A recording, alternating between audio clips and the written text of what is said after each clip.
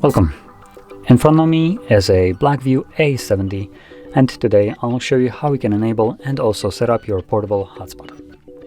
So to get started, pull down your notification panel, locate the hotspot toggle,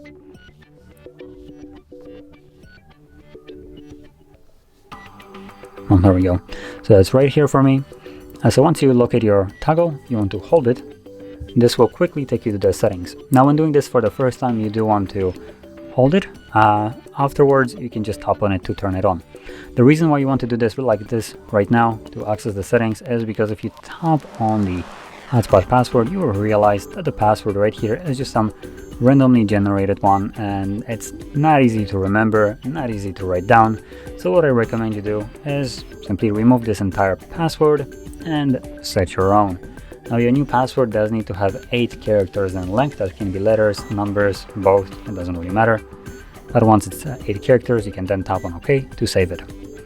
You can also go into a couple of additional settings, and that we have right here, how many people can connect. Don't recommend turning on hide SSID. We have some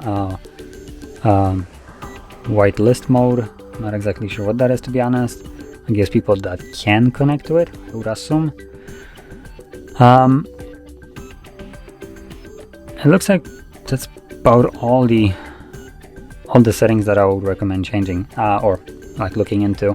So most important ones: password, turn off hotspot automatically. I do recommend keeping that on. And then hotspot name. You can change this, but by default it is always the name of the device, so it's easier to find in the Wi-Fi list. And that's about it. From there, once you have changed the couple of settings that you wanted, you can close this and you don't ever have to come back into the settings again. All you would need to do now is simply tap on a toggle to turn it on whenever you want to utilize your hotspot.